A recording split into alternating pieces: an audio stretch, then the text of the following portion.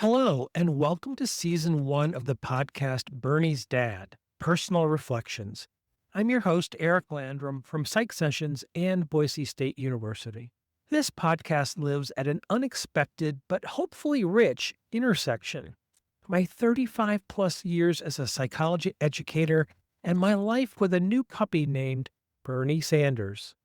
Bernie is part Shih Tzu, part poodle, and, like many of the best teachers and students in psychology, mostly joy with a little bit of mischief mixed in.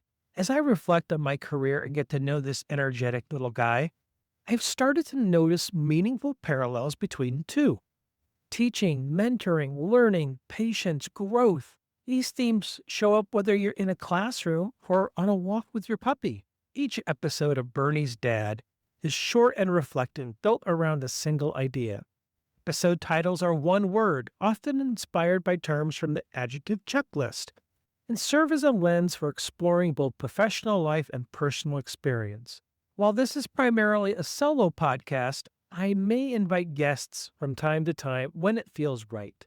My hope is that these episodes are small, satisfying nuggets, something you can savor, reflect on, and perhaps carry with you into your own work and life. I also suspect you'll recognize segments of your own career in many of the topics we explore together. My thanks to Psych Sessions for supporting this project. And now, on with the show.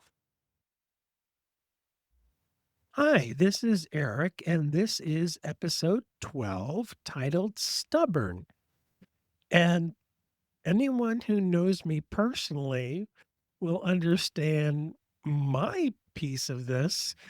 Remember, Bernie's Dad, Personal Reflections, is a podcast all about the parallels that I see between my own life and career and the new life of our puppy at home, Bernie Sanders, who is about a year and a half old. He is a mix of Shih Tzu and Poodle. And we're both stubborn, and stubbornness can be both irritating and a method for success. Let me explain. Hopefully, you can hear that I'm smiling as I'm talking about this. This little puppy is stubborn, as many young dogs tend to be.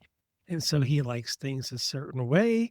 He wants to get his way. He wants to eat the foods that he wants to eat. He typically wants to eat human food, which sometimes happens, but is not always a good choice for growing developmental puppies. And whether it's the whining that happens, and when I say that, I think about I'm a whiner too a lot.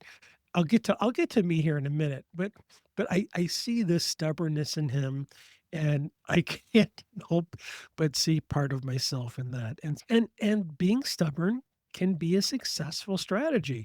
It can be irritating to the ones around you, but it can also be quite successful. And I see this in Bernie Sanders, and I reflect on my own career, I see this in myself as well.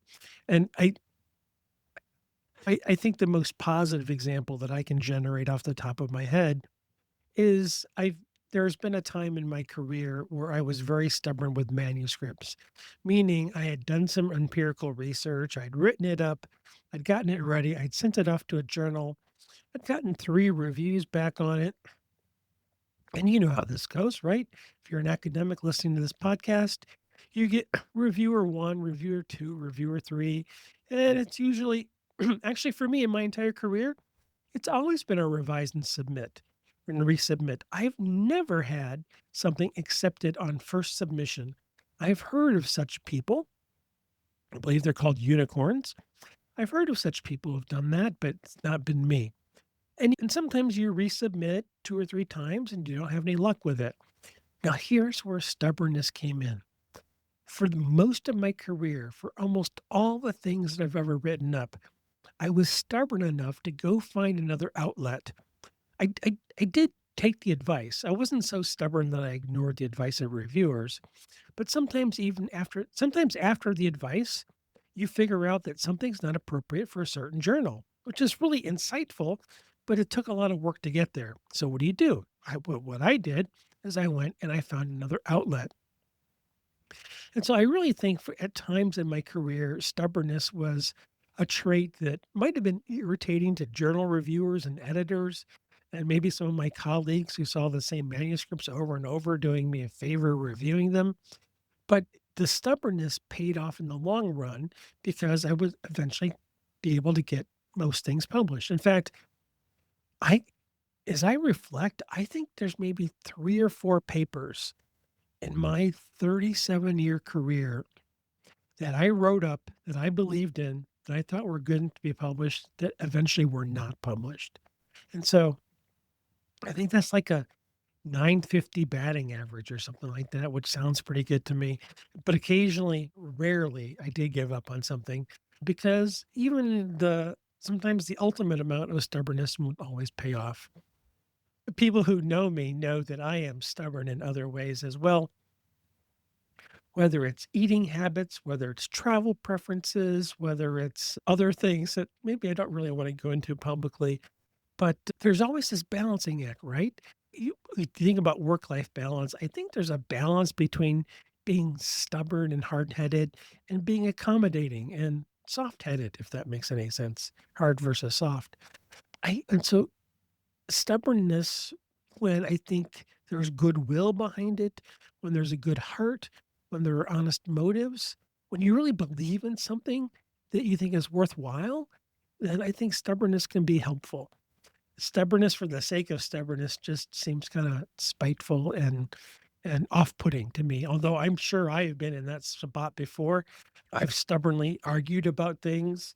One within the past 10 years on a committee I can remember is being stubborn about the value of 5 pillars. This is one of these places if and so I see the parallels between my little Bernie Sanders and my own career with being stubborn. I think on the outside, it can be irritating to others, but on the inside, if you really believe in what you think is important, then you persist in that. And that persistence can be characterized as stubbornness. Anyway, as always, thank you for listening. And by the way, this is going to conclude season 1 of Bernie's Dad Personal Reflections. And you can find the entire season and on psychsessions.org. That's psychsessions.org. And you can find so much more that we have to offer at Psych Sessions, the mainstream flagship enterprise, as well as so many cool things that our colleagues around the country have recorded for us. So hopefully you'll be able to tune into those and enjoy. Inspired by teaching, guided by Bernie. Keep learning, keep growing, and take care. I'll see you next time.